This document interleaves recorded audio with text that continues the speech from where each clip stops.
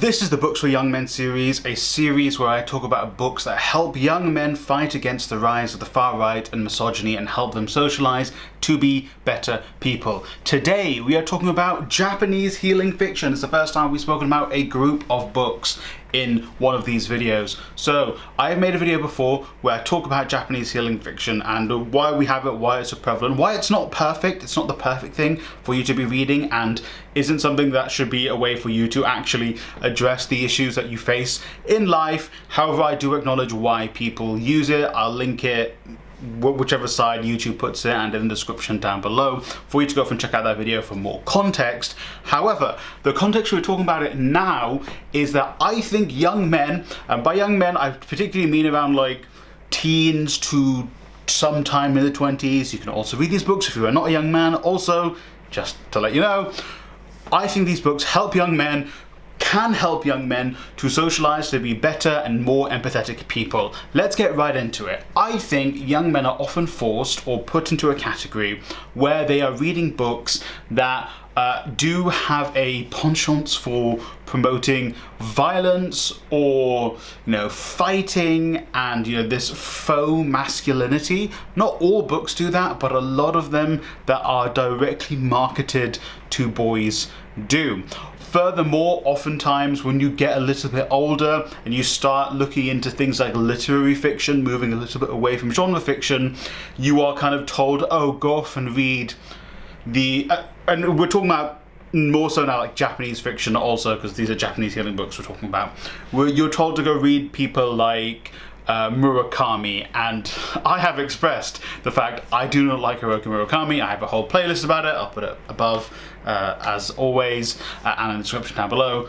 I don't think Haruki Murakami is a good place for a young man to start reading literary fiction, especially if you're thinking about, oh, why don't I read some books from Japan, and you end up reading Murakami as your entrance into it, and it's just bad vibes, especially pertaining to women and young girls. Japanese healing fiction, on the other hand, although not perfect in its approach, it does delve into things like empathy. A lot of the characters do seem to be women, so you get a woman's perspective, even though the books might be written by men. We'll get into some examples of that.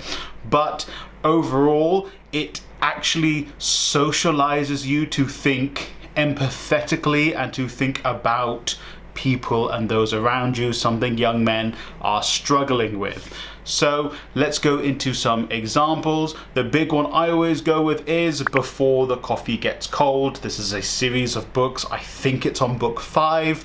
I think 4 or 5. I've not read the most recent one. These books aren't perfect.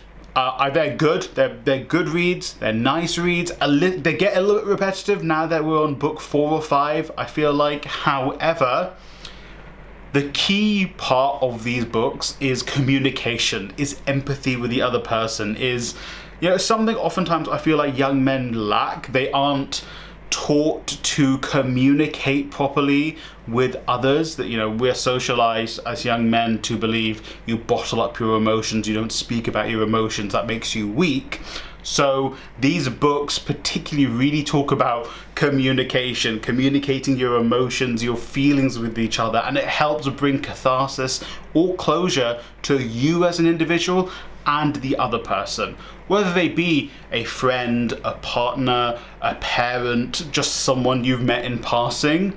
The focus on communicating and empathizing with the person across from you is really something that young men need to sort of start learning and being taught. And at least when I was in school, there was some emphasis on that, but not a lot. We have in the UK we call it PSAG.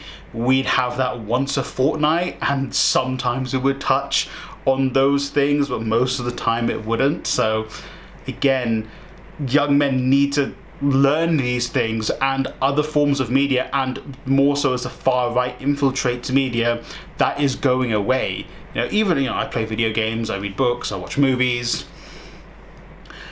The far right is attacking anything where it teaches you empathy. Like, I've played the God of War games. They call those woke because it's developed beyond senseless violence to, oh, Kratos is a father and actually he's dealing with things as a father and raising a young boy and actually getting over his inability to talk to his child and communicate and empathize with other people, and that's part of his storyline. And the far right are like, that's woke nonsense.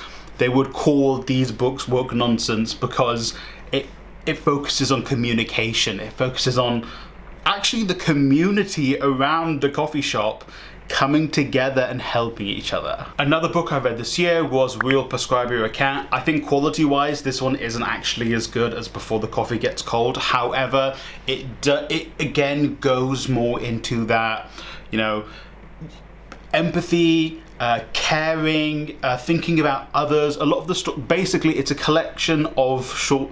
It's not a collection of short stories, but it's different people having interactions with this, I will spoil it, mythical kind of pet shop, and the cats teach the people different lessons. Some of them is empathy, some of them is learning from people around them. Again, male characters in particular learning from women, or male characters learning to express themselves, but also female characters learning to, you know, at one point not focus so much on like the desire to build capital and build wealth, which I don't know if that's particularly the way the author was going through it, but in my view, that's kind of how I read it. Or, you know, female characters opening up to other female characters and understanding one another.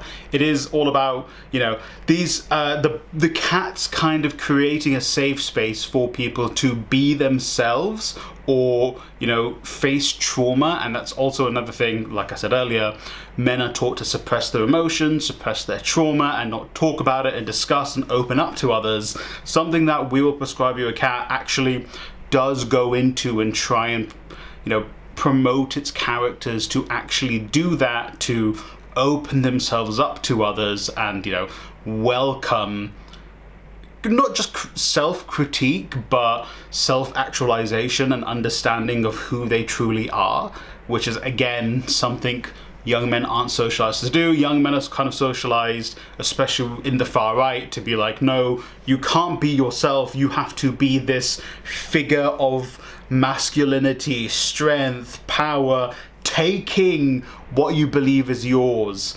It's, you know, all just propaganda to make you into a mindless one worker, or seemingly more so in the United States, soldier to go and die for capitalist need for oil.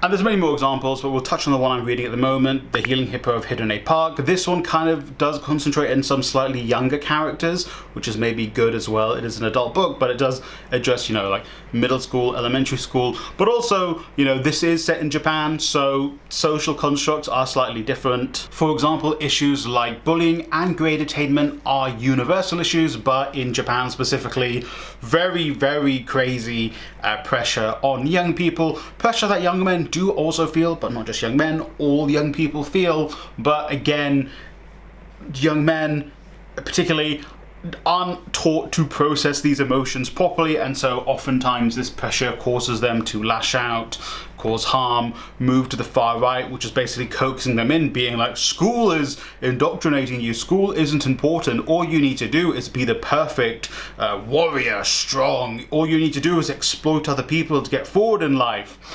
No, you know, this book, I'm not very far into The Healing Hippo of Hidden Park, but it does seem like it's helping these young people understand and process the emotion and the weight of what they're feeling. So, Japanese healing fiction, I do have that whole other video about it, which you can watch down below, and I'm also going to link these books I've spoken about in the description down below for you to read.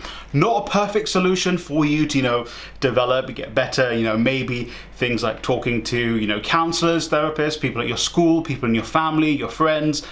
Probably better than reading the books, obviously, but the books are important for you to read instead of you being pulled into reading books that promote you to kind of do bad things have bad influences. I'm really Game of Thrones at the moment, even though there are like complex characters. I wouldn't say, hey, Jaime Lannister, he's awesome, he's cool, I'm gonna be just like him, even though he has developed as a character throughout the books. It seems I wouldn't say particularly him, or a Murakami book being like, I should be just like that protagonist. And then the protagonist like leers at young schoolgirls and wants to have relations with them and has violent intercourse with them. Yeah, don't read Murakami. It's not worth it. read Hiromi Kawakami, my favorite author, instead. Anyway, sorry, I had to drop that in there. But let me know in the comments down below any other Japanese healing fiction that you think young men should be reading. Again, not my favorite genre of books. I have read a bunch though. And you know, it's nice. They're nice, even if you're not a young man, even if you don't feel like you maybe need to get them into this, or you just want to read it yourself. They are just nice books. They're light. They're emotional. You'll cry. You'll feel like catharsis reading them anyway. So sometimes we need that. Also, especially now, it's winter, the holidays time. A nice little bit of crying and catharsis is kind of what we get from the movies. So yes. Before I sign off, I want to say a special thank you to my members. Members get access to videos early, they get access to the movie club, the book club, they get to help craft the videos we're making. The movie club this month is Christmas, a Muppets Christmas Carol, so kind of Christmassy, kind of fun, the Muppets, and the Healing Hippo of Hinode Park is the book club, but also there's so many other videos that they get access to, like book adjacent, non-book related. It's awesome. So if you're interested, you can join from as little as £1 a month. You can do that on this video or on my channel. But if not, thank you for watching. Share this video with a young person who kind of, you just want to keep an eye on, or just buy the books, or find the books from your library for that young person. Maybe it'll help them. It's hard out there. It's difficult out there, and the far right is really, really attacking these young people, both men, women, all gender identities. The far right is really attacking them, and we do need to combat that.